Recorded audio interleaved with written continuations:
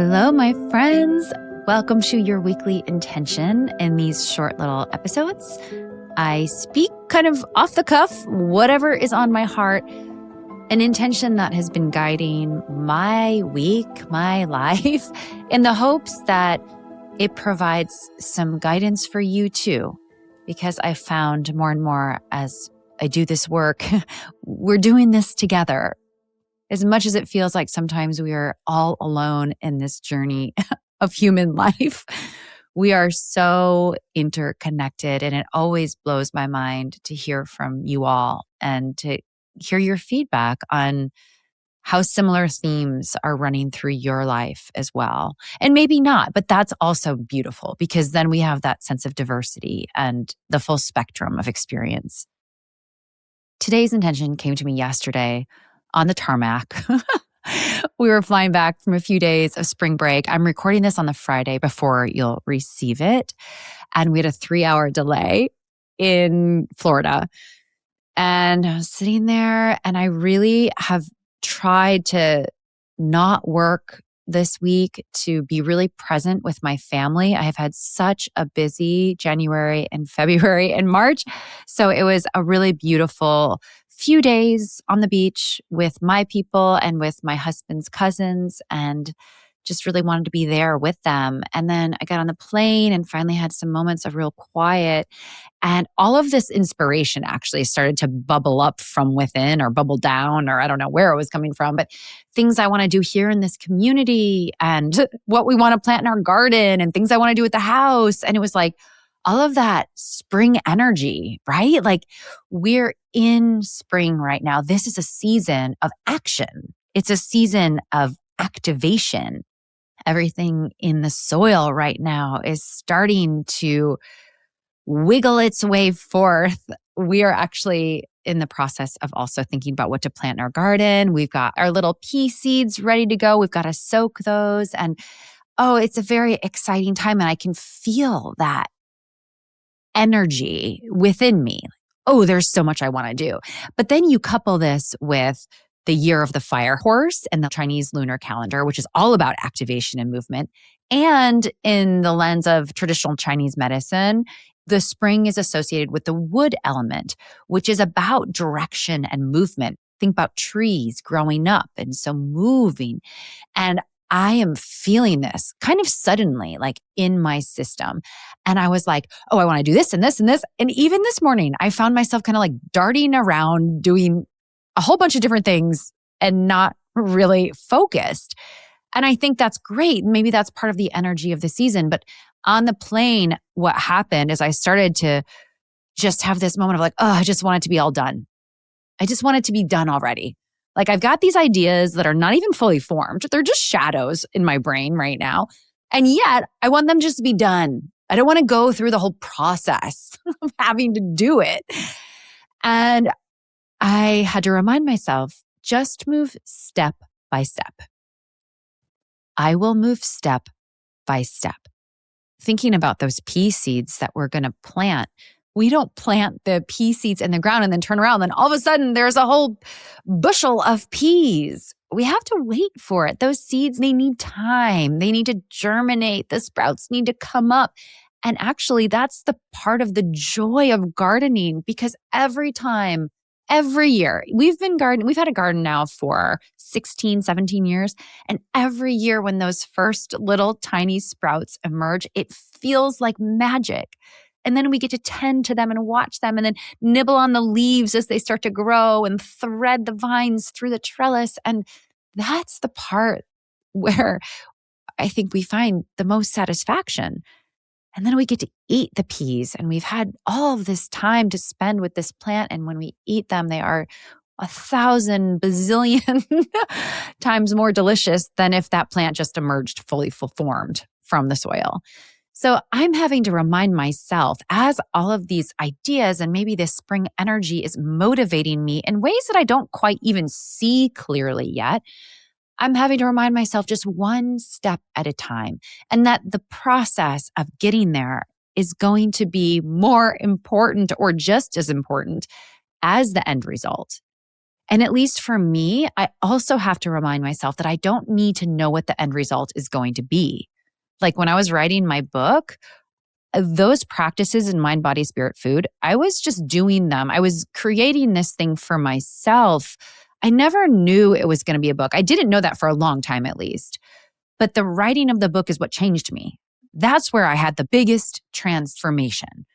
I couldn't have just plopped the book into the world. I wasn't changed yet. It was in the creation of it where I expanded. So this week, my invitation is to move step by step, one step at a time. Let's simplify it. Yes, this is a season of movement and activation, but we don't have to end up at the finish line tomorrow. Let's slow it down a little bit. And even when saying this, it's like a sigh of relief, like just one step at a time.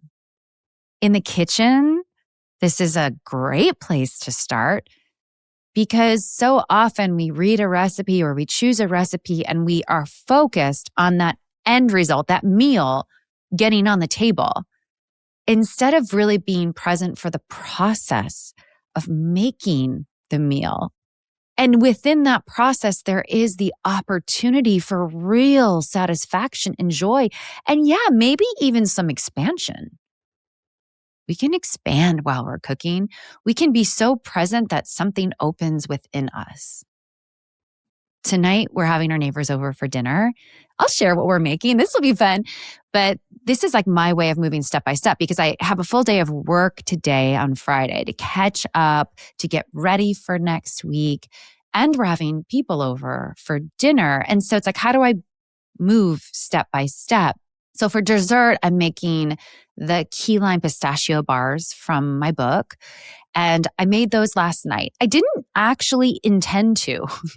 We had just gotten home from the airport. We had ordered in food. And then my husband went to take a shower and I had to wait for him to get done. And I was like, I'll just make the graham cracker pistachio crust. And then I was like, well, the oven's on. It's literally such an easy recipe. I'll just make the key lime filling. And it's not even key lime. It's just a lime filling. And before I knew it, it was done. And I had just kind of like grounded myself after a day of travel. I'm also going to make the reverse marinated steak from the book. And this is what's great about this recipe is it gets a marinade after you cook a steak, or there's several options. You could do vegetables, you can do chicken, and you actually make a marinade, but you cook the meat first and then you let it rest and then you slice it up and you pour this really flavorful marinade over it. And the marinade just eases and seeps into the meat and creates so much flavor. And the longer it sits, the better it gets. So I'm going to make that marinade at lunchtime along with a white bean dip, which I will share the recipe for that as well. It's a quick and easy thing that comes together in the food processor. And then the prep for dinner is completely done because then I'm going to grill potatoes. I'm going to grill asparagus. I'm going to make a one bowl salad. I can do that all right before they come. But just step by step, it feels so simple. When I think about that whole meal together, it's a pretty big menu. It can feel overwhelming, but no, just step by step. I'm wondering if there's other ways we can bring this into the kitchen this week with maybe the weeknight meals we're making or with the food that we're cooking for ourselves. And of course, in life too, just we don't have to get to the finish line today, but we can feel the delicious energy of activation within us. And instead of letting it overwhelm us, we can remind ourselves that just like those little pea sprouts, we move bit by bit.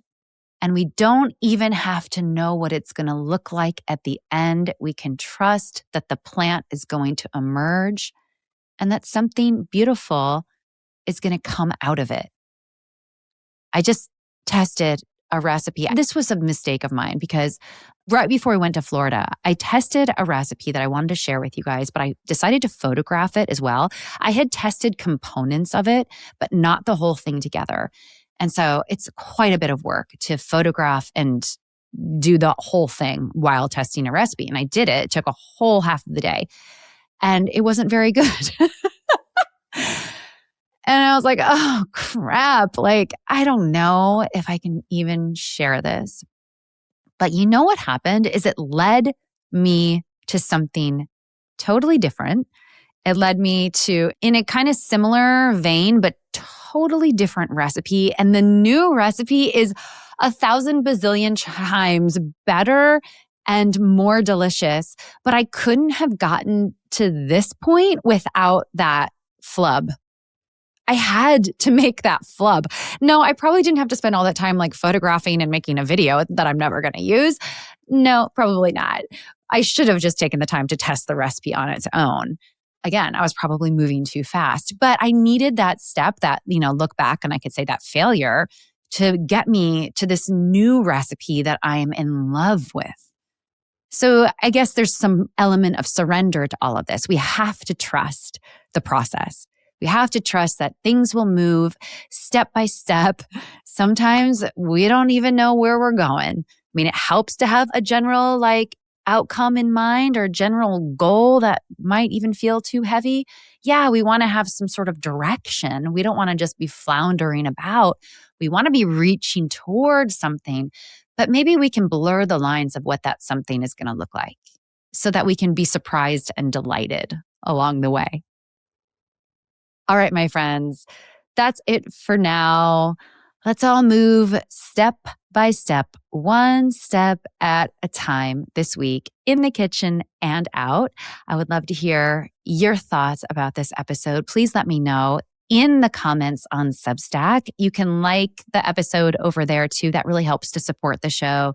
And of course, if you can like the show and support it on your podcast apps, that's huge. If you follow the show there and share it with your people.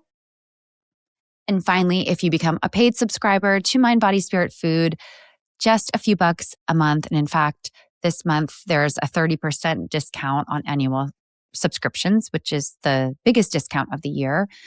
Then you make this work possible. This is community funded work. I know we're kind of flooded with requests of this kind right now. So I'm so appreciative, from the bottom of my heart, for those of you who support this work, knowing that this is a small business. It's a heart-led business, but it really needs us all. If it resonates with you. I mean, of course, only do this if it resonates with you. I love you so much. Until next time, remember to nourish yourself with intention and love. Bye for now.